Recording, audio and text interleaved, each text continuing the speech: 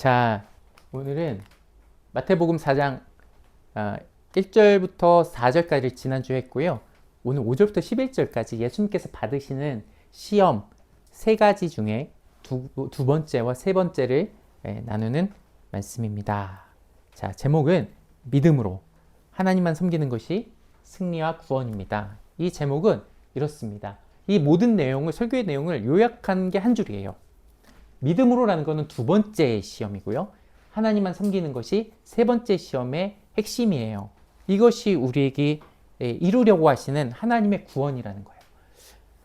우리 아까 제가 잠깐 말씀드렸지만 우리가 1장부터 4장까지 여러분들이 그 흐름을 한번 볼 필요가 있고요. 외울 필요가 좀 있어요. 제가 반복해서 알려드릴 거예요. 여러분 시험 보듯이, 쪽지 시험 보듯이 제가 여러분들에게 숙제를 내줄 건 아니지만 제가 여러분 나누어 드린 말씀 프린트 중에 오른쪽에 보면 1, 2, 3장 1장부터 4장까지가 마태복음을 요약한 겁니다. 제가 이걸 조금 설명드릴게요. 외우기 쉽게 좀 설명을 드리고 오늘 말씀을 이어가야 돼요. 안 그러면은 이 맥락 속에서 지금 오늘 1장부터 내려오는 맥락 속에서 오늘 설교가 있는 거거든요. 그 맥락에서 이해하지 못하면 마태복음 4장의 예수님의 시험은 굉장히 다른 내용이 되어버릴 수가 있어요. 그래서 이 긴 흐름, 긴 호흡 속에서 한 장 한 장 살피는 것이 굉장히 중요합니다. 좀 보면 1장에 제가 따로 두 개로 나눴는데 1장의 내용이 기록된 거는 아브라함과 다윗의 조선 예수 그리스도의 족보에 대해서 나오는 거죠. 족보가 딱 나와요. 길게 계속 나와요. 14대씩 3번에 나눠서 나온단 말이에요. 그게 무슨 뜻이야? 라는 거예요. 그러니까 내용이 있고요. 어떤 분이신가? 라고 했을 때 예수님께서 이 족보를 통해 내려오심으로 메시아로 오셨다. 왕으로 오셨다. 라는 것을 알려주려고 하는 거예요. 메시아, 왕으로 오셨다. 두 개가 거의 동의어처럼 마태복음에서는 좀 쓰이는 경향이 있어요. 우리가 메시아는 구원자라고 알 수가 있죠. 그죠? 근데 그 메시아가 왕이 됩니까? 네, 왕이에요. 왜 왕이죠? 메시아는 우리가 구원자라고만 하면은 어떤 느낌이 들면은 종교적으로 구원하시는 분 이렇게 생각이 들죠. 근데 왕은 어떤 사람이냐면 전체를 다 다스릴 수 있는 권한이 있으신 분이겠죠. 네, 그래서 왕이에요. 메시아는 영혼의 구원만을 위해서 오신 것이 아니라 모든 것을 다스리시고 통치하시기 위해 오신 분이에요. 그게 그래서 왕이에요. 왕이란 단어가 쓰여요. 자, 그러면은 이 왕이신 예수님은 누구에게 오셨는가가 2장의 내용이에요. 2장에 기록된 내용은 누가 나오냐면은 동방박사하고요. 헤롯이 나오죠. 동방박사하고 헤롯이 나오는데 동방박사는 예수님을 뭐로 섬기냐면 그들이 드린 예물을 통해서 예수님은 뭐라고 고백하죠? 왕으로 고백해요. 2장도 여전히 왕으로 고백하는 백성이 등장합니다. 근데 헤롯은 이 땅의 왕이잖아요. 근데 이 땅의 왕인 헤롯은 예수님을 진정한 왕으로 받아들이지 않죠. 요 내용이 나와요. 그런데 그러면 누구에게 오셨는가? 동방박사는 이방인이었습니다. 예수님을 잘 모르던 별을 보면서 왕이 누군지를 판별하던 사람이었어요. 그런 사람들에게까지 예수님을 알리셨다. 그리고 원래 믿었던 유대인들 있죠. 그 유대인들부터 이방인까지 다 알려지셨고 들에 있는 목자부터 누구까지 위에 있는 헤롯 왕까지 다 알리셨어요. 예수님이 누구에게 오셨다고? 내가 너희들에게 왔어 라는 거를 이 가장 낮은 신분부터 가장 높은 신분까지 원래 유대인부터 이방인까지 이 모든 범위에게 다 오셨다라는 게 2장의 내용이에요. 그럼 3장은 무슨 내용이냐면은 세례 요한의 장입니다. 세례 요한의 광야가 나오고 세례 요한의 메시지가 나오고 세례 요한에게 세례를 받으시는 예수님이 나오시죠. 세례 요한으로 시작을 해서 예수님께서 세례 요한에게 세례를 받으시는 내용으로 나와요. 이게 무슨 내용이에요?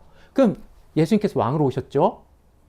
예수님께서 그리고 누구에게 오셨냐 하면 그리고 예수님은 무엇을 행하시는지 이제 나오는 거예요. 갑자기 예수님께서 어떻게 하시냐면은 세례를 받으시는 거예요. 왕으로 오셨고 메시아로 오셨는데 뭐 하신다고요? 왜 세례를 받으시는 거예요? 구원하시기 위해서. 왕으로서 해야 될 가장 중요하고도 가장 넓은 범위가 구원이구나. 구원이라는 건 아까 제가 말했듯이 종교적인 의미의 어떤 구호 같은 게 아니고 전체를 통치하는 언어가 바로 구원이에요. 구원은 이렇게 넓어져야 돼요. 예수님의 모든 통치를 대신하는 말이 구원이기도 해요. 그 구원이 뭐로부터 구원이기 때문에? 죄로부터 구원이기 때문에 세례 요한으로부터 시작을 합니다. 그래서 죄인을 구원하시는 것이 예수님께서 하시는 일이에요. 그 중에 첫 번째가 예수님 구원하시기 첫 번째가 세례 받으심으로 누구처럼 되시는 거냐면 죄인과 같은 모습으로 동등으로 되시는 거죠. 위에서 구원하시는 것이 아니라 이 땅에 내려와서 우리의 눈높이로 우리와 살을 부대끼면서 우리의 시선으로 살아가시면서 우리의 어려움을 겪으시면서 우리를 구원하시는 거예요. 이게 예수님의 구원의 방식이에요. 자, 그러면은 4장으로 넘어가요. 아까 3장의 마지막이 뭐였죠? 예수님께서는 누구를 위하셨고 자기의 백성을 이런 많은 백성을 위하셨고 예수님 무엇을 행하시기 시작해요? 구원을 행하기 시작하세요. 그 구원을 행하는데 세례를 받으셨고 그 구원을 행하는데 죄인처럼 되셨고 그 다음에 그 구원을 행하는데 뭐냐면은 시험을 받으세요. 시험도 왜 받으시는 거예요? 히브리서에 보면은 우리를 뭐 하기 위해서 이 시험을 받으셨대요? 구원하시기 위해서. 그리고 자비롭고 은혜로우신 대제사장이 되어서. 이런 얘기가 나오죠. 근데 이런 시험 받으심도 예수님의 뭐 안에 포함되어 있다? 우리를 구원하시는 구원에 있어. 아니, 목사님, 구원이라는 게 우리가 예수님 내 죄를 대신 용서해 주세요. 용서해 주셨고 그걸 믿으면 구원이 아닌가요? 맞아요. 죄에 대해서 용서하시는 것도 구원이죠. 그거는 일부예요. 그게 구원의 다가 아니에요. 구원이라는 건 죄에 대한 용서가 분명 있어요. 그러나 죄에 대한 승리까지 포함되는 거예요. 뭐까지 포함된다고요? 죄에 대한 승리까지 포함돼요. 그게 세 가지의 시험. 죄를 그럼 어떻게 승리합니까? 어떻게 이깁니까가 이 세 가지의 시험을 통해 나타나요. 첫 번째 시험, 그러니까 죄로부터 어떻게 이깁니까? 죄로부터 어떻게 승리합니까? 네, 하나님의 말씀으로 승리하는 거예요. 죄를 내가 이기려는 의지가 아니라 하나님의 말씀이 있어야 죄를 이길 수 있어요. 두 번째 오늘 말씀인데 하나님의 그 말씀을 가졌잖아요. 그럼 그 말씀을 가진 것만이 아니라 어떻게 되냐면은 그걸 믿어야 죄로부터 승리해요. 세 번째, 그렇다면은 그 말씀을 믿으면 이런 정적이고 내 마음에 믿어요 이게 끝이 아니다. 하나님을 믿는 것은 곧 하나님만 섬기는 것과 동일하다라는 것이 세 번째 시험이에요. 말씀을 가지고요. 세 가지 시험을 이렇게 요약하면 됩니다. 말씀을 가지세요. 여러분 말씀을 믿으세요. 그 말씀을 믿음으로 하나님만 섬기며 사세요. 이게 하나님께서 우리에게 이루시는 구원, 우리가 죄를 이기게 하시는 그 구원이라는 거예요. 이 큰 맥락 속에서 오늘 두 번째 시험, 세 번째 시험을 볼 겁니다. 그러니까 답을 다 여러분 알려주셨어요. 제가 알려드렸고 여러분 이 흐름들을 조금 이해하셔야 돼요. 목사님 조금 더 짧게 해주세요. 이 4장까지 하면 어떻게 될까요? 여러분 그럼 가장 중요한 거는 이렇게 됩니다. 예수님께서는 이 땅에 왕으로 오셨는데 우리를 구원하시기 오셨어요. 그 구원이란 우리를 죄 가운데 구원하시는 건데 그 죄 가운데 우리를 승리케 하시기 위해서 이 시험을 받으시는 거예요. 오케이. 그러면 우린 여기까지 알았으니까 곧바로 그때의 악마는 예수를 그 거룩한 도성으로 데리고 가서 성전 꼭대기에 세우고 말하였다. 내가 하나님의 아들이거든 여기서 뛰어내려. 성경에 기록하기를 하나님이 너를 위하여 자기 천사들에게 명하실 것이다. 그들이 손으로 너를 떠받쳐 너의 발이 돌에 부딪히지 않게 하였다. 예수께서는 악마에게 말씀하셨다. 또 성경에 기록하기를 주 너희 하나님을 시험하지 말아라 하셨다. 또다시 악마는 예수를 매우 높은 산으로 데리고 가서 세상의 모든 나라와 그 영광을 보여주며 그에게 말하였다. 내가 나에게 엎드려서 절을 하면 이 모든 것을 내게 주겠다. 그때 예수께서 그에게 말씀하셨다. 사탄아 물러가라. 성경에 기록하기를 주 너희 하나님께 경배하고 그분만을 섬겨라 하였다. 이때 악마는 떠나가고 천사들이 와서 예수의 시중을 아멘. 오늘 두 번째 시험은 이렇게 시작합니다. 내가 하나님의 아들이거든 이렇게 시작하죠. 이게 무슨 뜻입니까? 첫 번째 시험에는 이렇게 됩니다. 네가 메시아로서 그런 큰 능력을 행할 사람이라면 네가 그렇게 왕으로 와서 전능한 능력을 보여줄 사람이라면 돌이 떡이 되게 하라 이런 의미였다면 오늘 내가 하나님의 아들이었거든은 또 하나의 의미가 추가가 돼요. 그게 무슨 의미냐면은 내가 하나님께 그렇게 사랑받는 그런 사람이라면, 그런 메시아라면, 네가 그렇게 하나님의 도우심을 입을 수 있는 사람이라면 이런 일이 일어나야 돼 라는 뜻이에요. 어떤 일이냐면은 뛰어내리래요. 그럼 하나님께서 너를 붙드실 거래요. 이 말은 무슨 얘기냐면 조금 줄여보면 이렇게 됩니다. 하나님께서 너를 귀하게 여기신다면은 네가 뛰어내려서 하나님이 너를 구원하심으로 네가 하나님의 아들이라는 걸 증명해. 하나님이 너를 그렇게 귀하게 여긴다는 것을, 네 존재 가치를, 그리고 하나님을 둘 다 증명해 봐야 되는 거 아니야? 라고 이렇게 물어보는 거예요. 이는 마치 예수님께서 십자가에 달리셨을 때 사람들이 뭐라고 합니까? 네가 그 십자가에 스스로 먼저 내려오면 우리가 믿겠어 라고 하는 것과 동일한 얘기예요. 여러분 굉장히 타당하지 않습니까? 세상에서 이렇게 말 많이 하지 않습니까? 만약에 이런 방식으로 증명이 되었다면요, 늘 말하지만 교회는 매우 쉬웠을 겁니다. 교회는 매우 전도할 필요도 없었을 거예요. 제가 맨날 여기서 뛰어내리고 제가 살아나면요 다 몰려들게 돼 있어요. 환호하게 될 거예요. 그렇죠. 하나님 그런데 그렇게 하라고 하지 않으시고 굳이 말씀 전하라고 하시는 것을 오늘 좀 볼 거예요. 자, 그럼 예수님께서 이에 대해서 뭐라고 말씀하시느냐, 이렇게 합니다. 어떻게 하냐면은 성경에 기록하기를이라고 돼 있죠. 근데 여기서 우리가 좀 지켜봐야 될 거는, 사단도 오늘 예수님을 시험하면서 말씀을 가져가요. 야, 성경에 이렇게 기록이 돼 있어. 보호하신다고 기록이 돼 있잖아. 그럼 이대로 이루어져야지 라고 오늘 얘기를 하는 거예요. 근데 예수님께서 그런데 거기에 대해서 예수님도 성경으로 얘기하신단 말이죠. 되게 이게 독특한 거예요. 성경 대 성경이에요. 성경 대 성경인데 이게 뭐가 다를까요? 오늘 이걸 얘기하는 거예요. 사단은 성경을 뭐 하는 도구로 쓰냐면 증명하는 도구로 쓰려고 합니다. 야, 성경은 증명해야 되는 거 아니야? 라고 해요. 근데 예수님께서는 이렇게 물어. 그 질문 자체가 맞는 거야? 성경을 증명하라고 주신 거야? 이렇게 말을 해요. 많은 사람들이, 물론 이제 과학계에서도 창조론을 옹호하는 과학자들이 성경을 과학적이다라는 것을 증명하는 도구로 삼으려고 해요. 성경을. 근데 거기에 대해서 저는 한편으로는 회의적이에요. 왜냐하면 성경을 주신 목적 자체가 과학적으로 증명하기 위해 주신 책이 아니잖아요. 예수님께서, 하나님께서 우리에게 말씀하신 것이 너희들이 과학으로 증명해봐라고 주신 게 아니기 때문에 회의적이라는 거예요. 그런 시도에 대해서, 그들의 믿음에 대해서는 제가 뭐라고 하는 건 아니지만 성경을 그렇게 바라보는 시점에 대해서는 그것을 우선순위로 여긴다면은 잘 안 풀릴 텐데 라는 생각이 있어요. 그래서 예수님께서는 이렇게 말씀하세요. 뭐냐면은 시험하지 말라고 하시죠. 즉, 이 시험하지 말라는 말을 다르게 표현하면 어떤 말이냐면은 성경은 믿는 거야. 증명하는 게 아니야. 성경은 믿어지고 믿음으로 살기 위해 주어진 거지, 그것이 하나하나 공부하듯이, 수학 공부하듯이 증명하듯 주어진 게 아니야. 그리고 또 하나는 사단이 말씀을 인용하잖아요. 동시에 예수님도 말씀을 인용하잖아요. 서로 목적이 달라요. 사단은 아까 말했던 뭐 하기 위해서? 증명하기 위해서. 증명하기 위한 수단으로서 말씀을 꺼내죠. 예수님은 믿어야 되는 성경으로 우리에게 말씀하시는 거예요. 그래서 의심하지 말라라, 시험하지 말라라고 하는 거예요. 여러분, 말씀을 자꾸 증명하려는 세상의 요구와 우리가 맞서게 되면은 우리는 믿음을 잃게 됩니다. 성경은 믿음으로 시작해서 믿음으로 마치는 게 맞아요. 분명 이해가 있고 논리가 없는 건 아니에요. 그러나 그 논리와 그 이해도 성경 안의 법칙에 따라서 이루어지기 때문에 결코 세상을 이해시킬 수 없어요. 성경을 가지고 세상을 이해시키려고 하면 우리까지 길을 잃어요. 그러니까 믿음의 차원에서 우리는 계속, 우리도 믿을 뿐만 아니라 이 세상을 향해서 성경을 그렇게 우리는 인용할 필요가 있는 거죠.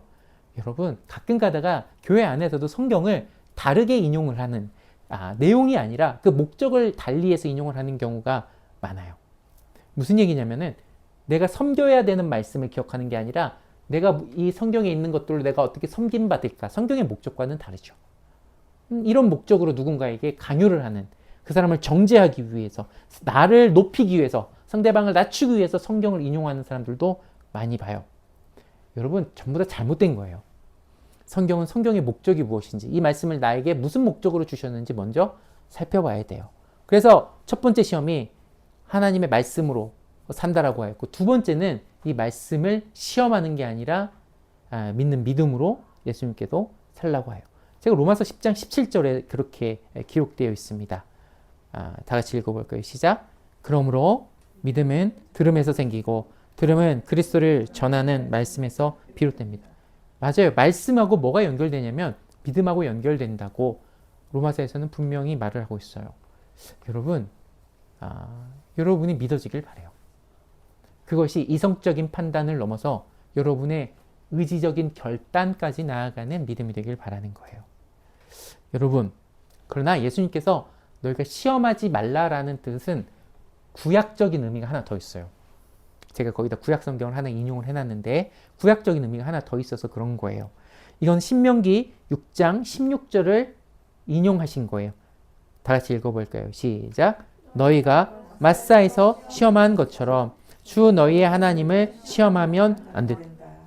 예수님께서는 시험하지 말라라는 구약의 말씀이 있었어요? 없었어요? 있었네요. 신명기에 그 말씀을 인용하시는 거거든요. 근데 여기 마사가 어딥니까? 마사에서 너희가 시험을 했어. 마사가 어디야? 라고 우리는 그 문을 갔죠. 그래서 우리는 출애굽기 17장 1절부터 7절까지 말씀을 한번 읽고 시작할게요. 시작. 이스라엘 자손의 온 회중은 신 광야를 떠나서 주의 명령대로 진을 옮겨가면서 이동하였다. 그들은 르비딤에 진을 쳤는데 거기에는 백성이 마실 물이 없었다. 백성이 모세에게 물을 달라고 대들었다. 이에 모세가 어찌하여 나에게 대드느냐? 어찌하여 주님을 시험하느냐 하고 책망하였다. 7절. 이스라엘 자손이 거기에서 주께 대들었다고 해서 사람들은 그곳의 이름을 무리바라고도 하고 또 거기에서 주께서 우리 가운데 계시는가 안 계시는가 하면서 주를 시험하였다고 해서 그곳의 이름을 마사라고도 한다. 자, 오케이. 이제 켜주시면 제가 이거를 여러분 설명하기 위해서 한 장이 좀 그림이 필요해요. 여러분, 물 때문에 일이 일어나는 게 구약에서 몇 번일까요? 몇 번일까요? 2번인 정도 같죠. 기억을 해봅시다. 한 번은 물이 2번 있는데 이제 홍해를 건너면서 한 번 물이 너무 많아서 문제가 됐고, 어디에 오면서 마라 지역이 뭐예요? 쓴물. 그치, 쓴물을 단물로 바꾼 곳이 그거잖아요. 왜냐하면 백성들이 불평불만을 했기 때문에, 물이 없다고 불평불만을 했기 때문에 하나님께서 그들을 이때 책망하십니까? 책망치 아니하시고 뭘로 바꿔주세요? 단물. 쓴물을 단물로, 마실 수 있는, 단물이라는 말은 마실 수 있는 물로 맡겨주시죠. 그리고 얼마 안 가서 엘림이라는 데가 나옵니다. 엘림은 단물. 단물이 있고 물이 많은 곳에 도착을 해요. 그러니까 이곳에서 거리가 뭐 그렇게 길지는 않아요. 그러니까 목마르기 시작하고 물이 없어서 두려워하잖아요. 그죠? 사실 조금만 더 가면 하나님께 예비해 두신 뭐가 있었냐면은 단물. 단물이 있는 엘림이 있었어 라고 알게 하시죠. 그죠? 그래서 엘림에 도착해서 물을 마음껏 마시고 이렇게 지나가게 돼요. 무슨 얘기냐면은 시내산에 오르기까지 여러 가지 밥이 없어서 물이 없어서 뭐 이렇게 여러 가지 일이 일어납니다. 자, 그 중에 오늘 사건이 어디서 나오는 겁니까? 신강연을 떠나서 이동하였고 르비딤에 진을 쳤대요. 르비딤이 어디 있어요? 여기 있네요. 그죠? 뭐를 지났어요? 마라하고 엘림을 지나서 어디 왔대요? 르비딤에 왔대요. 르비딤은 시내산 바로 전이에요. 근데 여기에 또 뭐가 없어요? 오니까 먹을 거? 또 물이 없는 거예요. 또 물이 없는 거예요. 거기 근처에 강이 있는데. 뭐 그럴 수 있죠. 그리고 이렇게 물이 없는 거예요. 그래서 또 어떻게 됐대요? 하나님께 달라고 기도를 했어요? 아니면은 땡깡을 부렸는데, 이거는 땡깡을 부렸다라는 의미 좀 넘어선 거예요. 어떻게 해서 이들이 책망받았냐면요, 주께서 우리 가운데 계시는가 안 계시는가. 이 말은 뭐냐면 물이 없어서 하나님 힘들어요, 이 차원이 아니에요. 물이 없으면 힘들잖아요. 그 가운데 고통을 호소하는 건 잘못된 게 아니라고 여러분에게 늘 말씀드린 바 있어요. 그런데 이들은 뭐냐면 하나님이 우리와 함께 하시지 않는 분이야. 하나님이 계시면 이럴 리가 없지 라고 얘기하는 거예요. 하나님께서 우리를 떠나셨어. 우리를 돌보시지 않는 분이야. 그분은 악한 분이네. 이렇게까지 가는 거예요. 하나님 나 너무 힘들어서 나 좀 구해주세요 라고 했으면 상관이 없었을 텐데 하나님을 어떠한 분으로 만드냐면 악한 분으로 만드는 거예요. 나쁜 분으로, 우리를 돌보시지 않는 분으로 만드는 거예요. 그리고 분명히 이들은 물을 하나님께서 주시는 것을 계속 경험했고 만나도 경험했잖아요. 이미 은혜를 받았어요, 안 받았어요? 이미 받았어요. 이게 더 큰 문제가 되는 거예요. 동일한 상황을 겪는 거잖아요. 물이 없을 때 물을 매번 만족시켜 주셨잖아요. 그죠?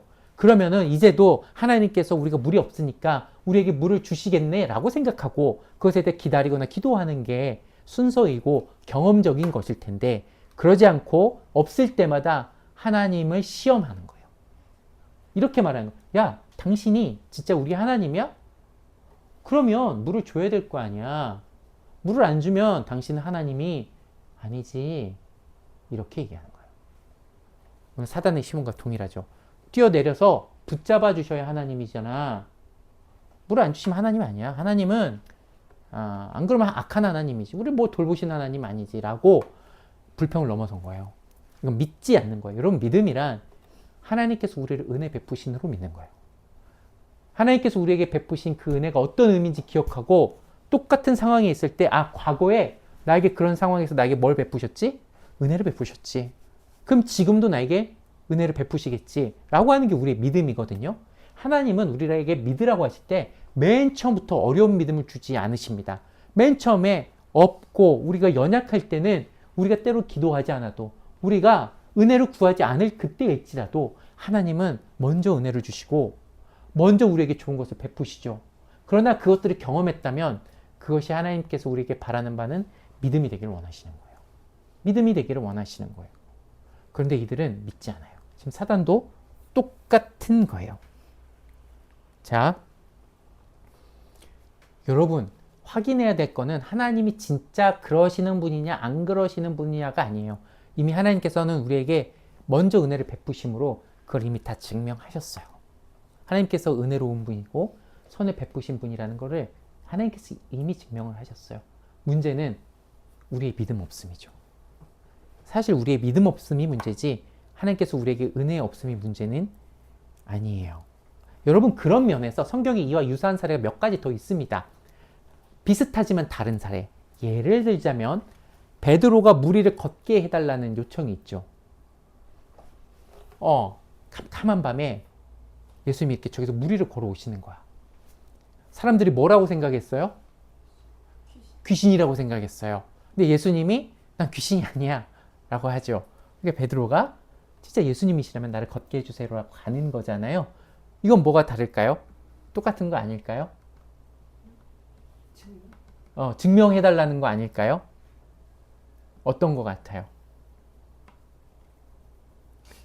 어떤 거 같아요? 증명일까요? 믿음일까요? 자, 믿음하고 증명이 뭐가 다르냐면, 시험과 뭐가 다르냐면은, 이런 거예요. 베드로의 입장에서 봅시다. 베드로는 진짜 예수님이라면 나를 걷게 하실 분으로 믿었어요. 이런 거가 아니에요. 나를 못 걷게 하시면 선하신 예수님이 아니죠. 이게 시험이에요. 그게 증명. 이게 시험하는 거예요. 믿지 못하는 거예요. 이거는 하나님과 딜하는 거고, 내가 하나님을 시험한다는 건 내가 하나님보다 위에 있어서 당신이 하나님이라면 이래야 되는 거 아니야 라고 명령하는 게 가까운 게 시험이에요. 근데 내가 정말 잘 믿고 싶어서 주님 제가 믿음이 없어요. 사람들이 당신을 보고 뭐라고 그래요 지금? 귀신이래요. 저도 예수님께서 지금 예수님인지 귀신인지 헷갈려요? 안 헷갈려요? 헷갈려요. 그래서 진짜 주님이신지 확인하고 싶어요. 제 믿음을 위해서요. 이러면 예수님께서 어떻게 해요? 뭐라고 하시죠? 베드로가 걷죠. 뭐가 있었단 얘기예요? 믿음이 있었기 때문에 걸을 수 있었던 거예요. 시험했기 때문에 걷는 게 아니에요. 여러분, 기드온이 하나님께 천사에게 명령을 받아서 전쟁을 나가려고 하는데 궁금해요. 진짜 나에게 말씀하신 분이 하나님이 맞아? 그래서 양털을 적셔달라고 하기도 하고 양털 말고 다른 데를 다 적셔달라고 하기도 하고 이렇게 요청을 하잖아요. 하나님이 시험하는 것 같잖아요. 아니에요. 기드온은 자기가 분별력이 없었기 때문에 그랬어요. 하나님 저의 분별력은 없어요. 하나님께서 진짜 나에게 말씀하신 거 제가 분명히 믿고 순종할 준비가 돼 있어요, 안 돼 있어요, 기드온은? 하나님이 진짜 하나님 말씀이란 저는 준비돼 있어요. 그런데 제가 분별력이 없어요. 이게 사단이 할 수도 있는 얘기잖아요. 귀신이 할 수도 있는 얘기잖아요. 그것만 분별해 주시면 돼요. 하나님이 하나님이신 거 진짜 저에게만 알려주시면 저는 순종할 준비가 돼 있어요. 하나님 보고 전쟁을 대신 나가달라고 한 거예요? 아니면 제가 전쟁을 나갈 테니까 하나님이 계시다는 것만 확인하면 되는 거예요. 기드온은 자기에게 말씀하신 분이 하나님이시라면은 자기를 전쟁터에 이끌고 나가셔서 이 하나님께서는 승리하게 하실 수 있는 하나님이라고 믿고 대답한 거예요. 믿음이 전제되었어요. 시험하고 믿음하고 헷갈리시면 안 돼요. 사단의 시험은 끊임없이 되지 않을까? 안 되면 하나님 아닌 거 아니야? 라는 비난의 가능성이 포함되어 있는 거예요. 그러니까 이 두 차이를 여러분들이 잘 아셔야 돼요. 그래서 여러분들이 믿음이 연약하는 거는 하나님을 시험하는 건 아니에요. 그거 가지고 정죄할 필요는 없어요. 하나님 제 믿음이 너무 연약해서요. 제가 분별이 잘 안 돼요. 하나님께 정말 살아계시면 오늘도 저에게 보여주세요. 저도 그렇게 기도합니다. 하나님, 주님이 먼저 제 눈을 밝혀주시지 않으면 제 주님 못 봅니다. 제가 무슨 제가 이렇게 능력이 있다고 제가 알아서 믿겠습니까? 말씀으로 믿는데 저는 하루하루 내게 있는 그 삶 속에 하나님께서 나에게 정말로 역사하신다는 것을 제게 좀 알려주세요. 라는 기도를 계속하죠. 저도 계속합니다. 그리고 그에 대한 응답들을 하나님께 하실까요? 안 하실까요? 당연히 하시죠. 여러분 이거는 의심하는 게 아니에요. 이거는 시험하는 게 아니에요. 시험은 이런 거예요. 제가 오늘 시험 쳐요, 하나님. 중간고사 봅니다. 하나님이시라면 당연히 저에게 100점 주셔야 되는 거 아니에요? 100점 안 주시는 하나님이 하나님이에요? 저는 시험 보러 갑니다, 그냥. 참고로 저는 시험 공부 안 했어요. 그냥 하나님이시라면 한 번쯤 해주실 수 있는 거 아닌가요? 라고 하는 게 하나님이 시험하는 거예요. 이거는 믿는다라기보다는 일방적인 요구죠. 일반적인 명령이죠. 자, 그래서 이게 세 번째랑 연결이 돼요. 그럼 사단은 이렇게 바꿔요. 아까 두 번째 좀 연결이 되는데 네가 나에게 뭐를 해라? 절을 해라. 그러면은 이 세상 모든 것을 너에게 주겠다라는 거예요. 이게 왜 중요한 시험이냐면은 예수님께서 뭐로 오셨기 때문에 중요한 거예요. 지금 왕으로서 오셨기 때문에 이 시험이 중요한 거예요. 네가 하나님의 아들로서 왕으로 왔다며. 그러면은 너가 해야 될 게 이 세상을 통치하는 거라면서 이 세상을 통치하는 거잖아. 근데 그 방법이 뭐예요? 나에게 절을 하면 네가 이 땅에 온 목적을 내가 너에게 이루어줄게 라는 뜻이에요. 세상을 다 준다라는 얘기는 너가 사명을 받았다고 하는 것, 너가 소명을 받았다고 하는 것, 하나님께로부터 무엇을 네가 받았다고 하는 그것, 이루어야 되는 거 있잖아. 그게 하나님께 절한다고 하나님을 섬긴다고 하나님 들어주실까? 아닐걸? 너 그래봤자 십자가 지는 거잖아. 근데 나한테 절하잖아? 십자가 안 져도 돼. 절만 하면 된다니까? 절만 하면 돼. 십자가 안 져도 돼. 사소한 타협. 네. 하나님이 주신 그 말씀에서 우리가 걸어가야 될 사명의 껍데기는 남겨놓은 채 그 사명의 본질을 왜곡시키는 거예요. 예수님께서 이 땅에 메시아로 오시고 왕으로 오신 게 맞죠? 이 땅을 통치하러 오신 게 맞죠? 근데 그 왕, 메시아, 구원은 핵심이 뭐예요? 이 땅을 다 가지는 거예요? 이 온 땅에 하나님을 나타내는 것이 목적이었어요. 목적을 헷갈리게 하는 거예요. 여러분, 공부 왜 합니까? 왜요? 공부는 잘해야 제맛이죠. 이러면 시험 당하기 되게 쉬운 거예요. 하나님 공부 왜 시키셨어요? 라고 했을 때 그 목적이 뭐예요? 라고 했을 때 돈을 많이 버는 것이죠. 좋은 직장 가야죠. 요즘 삼성하고 SK가 난리잖아요. 성과급으로. 두 명이 합해서 몇십억이라면서요. SK 다니면 부부가 2, 30억이라면서요. 그런데 가야지. 공부한 목적이 있는 거 아니에요? 그렇게 좀 높아져야지. 세상에서 부러운 위치에 서는 것이 그리스도인이 나가야 될 길 아니에요? 라고 이제까지 교회에서도 많이 자랑을 해왔어요. 그래서 교회에서 간증하는 데가 있으면 대부분 그런 사람이 나오는 걸 저는 많이 경험했어요. 야, 그런 간증하려면 나한테 저래, 나한테. 이거예요. 어떨까요? 하나님께는 아까 이렇게 말했어요. 두 번째 시험에서 제가 이렇게 시험 왔어요. 하나님, 저 중간고사 보러 갑니다. 중간고사 보러 가요? 하나님이시라면 100점 주셔야죠. 이렇게 생각하고 있는데 사단이 이렇게 말하는 거야. 야, 나한테 저라면 이게 더 빠를걸? 너가 원하는 그 100점, 좋은 직장 가는 거. 하나님한테 기도하는 게 아니라 하나님 계속 광야 봐봐. 굶기시지? 물도 막 없을 때까지 막 그렇게 놔두시지?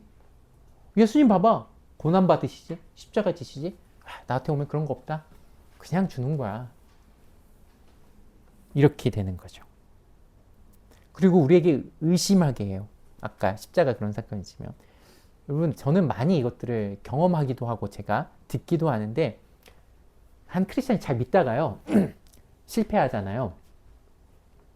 그러면은 뭐부터 후회하냐면 내가 교회 열심히 다닌 것부터 후회합니다. 거기에 쏟은 시간이 아깝고 교회에 쏟은 헌금이 아깝고 그것 때문에 놓친 내 개발 기회가 아깝고 이런 거부터 괜히 후회하게 돼요. 정말 재정적으로 쪼들기 시작하면은 정말 헌금을 하는 거 후회하게 돼요. 그걸 이때까지 모아서 저축해놨다면 이러진 않았을 텐데라고 많이들 생각을 해요. 맞아요. 그렇게 생각할 때 딱 사단이 와서 우리에게 시험하기 좋은데 여러분, 사단은 목사님 근데 계속 듣고 있어도요, 그래도 좋은 대학 가는 거 좋은 거잖아요. 좋은 직장 가는 거 나쁜 거 아니잖아요. 근데 왜 그거를 죄악스럽게 말씀하십니까? 그것은 마치 크리스찬이라면 가지면 안 될 것처럼 말씀하십니까? 라고 이제 질문할 수가 있죠. 거기에 대해서 여러분 한 가지만 더 생각해 볼까요? 사단은 항상 거짓말을 해요. 자, 맨 처음에 봅시다. 사단이 아담과 하와에게 선악과를 먹으라고 하면서 진실을 말했습니까? 거짓말을 말했습니까? 거짓말을 말해. 너희가 하나님과 같아질 거라고 거짓말하잖아요. 세상을 다 주겠다고 하잖아요. 사단이 그걸 줄 수 있어요? 없어요? 사실 줄 수 없어요. 다 하나님 거잖아요. 근데 왜 자기가 주겠대? 첫 번째는 거짓말이에요. 아담과 하와도 거짓말 때문에 죄 가운데 들어간 거예요. 네, 거짓말하는 거예요, 계속. 두 번째, 여러분 보면은 사단이 주긴 주되 근데 안 주는 건 아니거든요. 잘 보세요. 사마리아 여인은 남편이 몇 명 있었다고요? 5명 있었어요. 바꿔가면서 5명이 있었어요. 바꿔가면서 5명이나 갈아치웠어. 왜 사마리아 여인은 남편을 5이나 바꿨을까? 자기가 야곱이요? 그게 아니고 이 여인은 남편나 좋은 남자를 만나면 행복할 거라고 생각을 했어. 근데 이 남자하고 살아보니까 행복해, 안 행복해? 안 행복해. 또 바꾸는 거야, 그러면. 두 번째. 그러다 몇 번째까지 간 거야? 5번째까지 간 거야. 이 여인이 얼마나 예뻤는지는 모르겠지만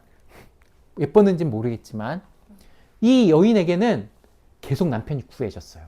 놀랍게도 하나님의 도움 없이 남편이 답이야 라고 살았을 때 남편이 구해졌어요? 안 구해졌어요? 계속 구해졌어요. 놀랍게도 주어졌습니다. 근데 목마름이 해결이 안 되는 거예요.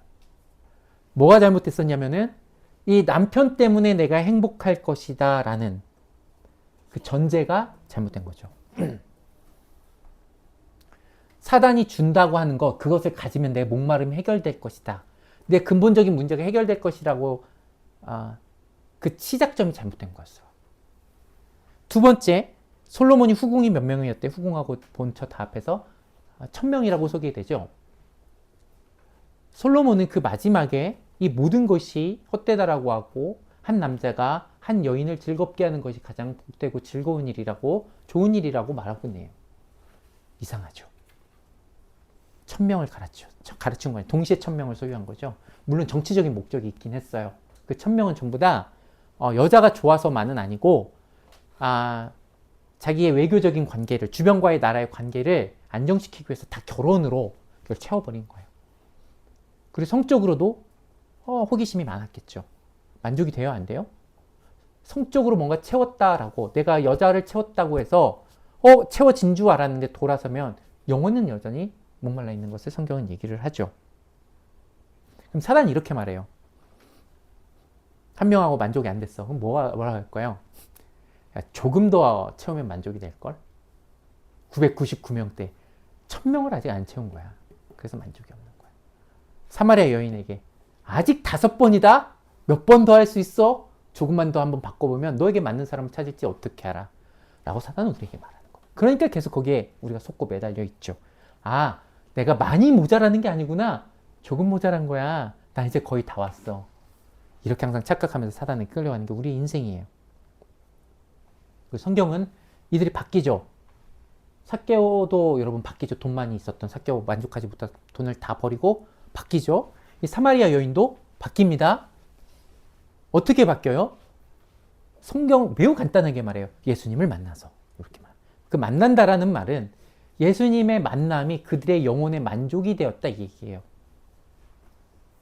자, 근데 목사님 분명히 이게 두 번째하고 연결이 된다며요. 말씀을 뭐 하라고요? 하는 예수님을 믿는 것과 연결이 된다며요. 그러니까 예수님을 만났다는 건요. 여러분 그냥 물리적으로 만난 게 아니에요. 믿은 거예요. 다시 강조합니다.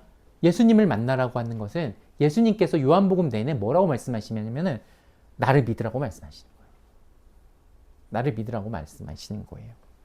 이들이 예수님이 믿어졌을 때 자기의 구원주로 자기를 통치하시는 분으로 내 영혼을 만족시킬 수 있는 한 분으로 믿어졌을 때예요. 그들은 영혼의 만족이 되고요. 그래서 그들이 이제까지 만족하고자 했던 수단들, 남편이나 돈이라는 것들을 내려놓을 수가 있는 거죠. 그래서 두 번째 믿음이 먼저 나오는 거예요. 자, 우리도 그런 경험이 있지 않습니까? 저도 늘 말했잖아요. 이렇게 예수님께서 사마리아 여인에게 자기를 자신을 무엇으로 표현하시냐면은 내가 영원히 목마르지 않는 샘물이라고 표현하시죠. 여러분 그런 경험이 여러분도 있으실 거예요. 그래서 믿어졌을 때예요. 저도요. 세상은 왜 살아야지? 라는 질문을 가졌을 때 많은 것을 찾아봤을 거 아니에요. 그죠? 그런데 예수님께서 하나님의 말씀이 야 너에게서 나올 이유가 없어. 너 자신을 보고 살아갈 이유가 없어. 네가 나를 봤을 때, 나를 위해 살 때, 하나님을 위해 살 때, 이웃을 사랑하며 살 때 살 이유가 있는 거야 라고 말씀하셨는데 그 말씀이 제게 어떻게 되었을 때? 믿어지니까 아 그렇구나 내가 이렇게 살면 되겠구나 하고 사라진 거예요. 즉 믿음은 목마름에 대해 멈추고 그 말씀으로 뭐 하게 하냐면 사라지게 하는 거예요. 말씀은 뭐 하게 한다고요? 하나님만 섬기는 것은 뭐 하게 한다고요? 그 말씀을 믿음으로 하나님만 섬기는 것은 그 말씀을 믿음으로 사라지게 한다고요. 하나님만을 위해서 섬기라는 건 하나님만을 위해서 살게 만드는 거라고요. 그 믿음이. 그래서 두 번째 시험이 믿음이고요. 세 번째 하나님만 섬기라는 것이 그 믿으면 어떻게 되냐면 하나님만 섬기면 살 수 있기 때문에 그렇게 인생이 변하는 거예요. 여러분 우리는 이렇게 물어보게 됩니다. 여러분 그러면 그 샘물이 여러분의 답입니까? 여러분도 샘물을 가지셨습니까? 여러분의 지금 있는 문제점에 대해서 여러분은 예수 그리스도께 샘물 되시는 그 샘물로 살고 있습니까? 라는 질문을 하는 거죠. 여러분, 제가 목회자라면 어떻게 살아야 되냐면 예수님이 샘물이 되어서 살아야 돼요. 무슨 얘기냐면은 제가 설교를 할 때 있잖아요. 설교의 만족이 어디서 와야 되냐면은 사람들이 졸고 안 듣고 어렵다고 하고 불평하고 그것을 제가 수렴하고 제가 고치는 것에서 저의 샘물이 있지 않아요. 그것은 그냥 제가 해야 될 사명의 한 부분이죠. 저의 샘물은 어디서 나오냐면은 제가 부족하게 설교해도 제가 잘 설교하는 능력이 없어도 그것을 기쁘시게 받으시는 예수님이 있다는 것을 믿어질 때 그때 제 설교가 저에게 샘물이 되는 거고요. 그것이 제가 전하는 설교가 제가 믿어져서 제가 먼저 삶으로 살고 싶어질 때 샘물이 되는 거예요. 여러분에게 그런 샘물이 있냐고 오늘 우리는 질문해야 되는 거죠. 여러분, 예수님을 믿는 건요, 우리가 말씀을 대하고 예수님을 믿는 건요, 이러한 과정으로 나가는 거예요. 믿어지고 하나님만 섬기는 삶. 다시, 우리는 그 방향으로 가고 있는데 어떤 방향으로 있다고요? 말씀이 선포가 되면 그 말씀이 믿어지고요. 그래서 내가 그 믿음이란 나를 위해서 뭘 하는 게 아니라 야, 하나님을 섬기는 게 가장 좋은 일이구나. 가치 있는 일이구나. 여기지만 살게 돼요. 근데 공부해서 뭐 우리 자녀에게도 말하지만 굳이 뭐 인석을 할 거 없고 잘할 필요가 없고 라고 하는 이유가 뭐예요? 그 공부를, 그 결과를, 그 노력을 하나님이 받으시면 만족이 돼요. 세상이 나를 칭찬하지 않아도요. 세상이 나를 높여주지 않아도 내가 노력한 것 가지고 하나님께서 사용하신다는데 오케이가 되는 거예요. 아, 그럼 나는 열심히 할 필요가 있겠구나. 세상에서는 우열을 가르쳐서 스카이 아니면 의미가 없어. 뭐 인서울 아니면 의미가 없어 하는데 하나님은 안 그렇게 말씀하시는 게 아니에요. 야, 네가 그 모든 것이 나에게 의미가 있어. 난 그걸 가지고 다 쓰고 싶어. 라고 했을 때 열심을 낼 수 있더라고요. 저는 그래요. 제가 교회에 대해서 목회자로서 리더십을 가질 때 세상에서는 항상 물어봐요. 몇 명이니? 너희가 얼마나 큰 교회니? 그게 의미 있는 교회고 그게 의미 있는 사역이기 때문에 그렇게 물어봐요. 그러나 제가 수에 상관없이 사역하고 이 사역이 제게 샘물이 되는 것은 이 사역의 주인이 하나님이시고 이 결과도 누가 온전히 받으시기 때문에요. 이 모든 것을 하나님께서 온전히 받으시고 하나님께서 주인 되신다고 하시기 때문에 제가 괜찮은 거예요. 아, 내가 못나서, 내가 부족해서 맨날 탓하지 않을 수 있는 이유는 나의 못남보다, 나의 작음보다, 나의 능력 없음보다 더 크신 하나님이 이것에 대해서 책임지신다고 하기 때문에 괜찮다고 하시기 때문에 제게 샘물이 되는 거죠. 열심히 낼 수 있는 하나님만을 위해서 살 수 있는 사역이 되는 거예요. 그러면은 사역하고 사람을 보게 되지 않고 저는 마무리하면서 이렇게 기도할 거예요. 하나님 앞에 선 사역자였습니까? 말씀 전하는 자였습니까? 하나님 오늘 저로 인해서 예배를 하나님 받으시게 기쁘셨습니까? 라고 질문하겠지요. 물론 사람들에게도 질문해요.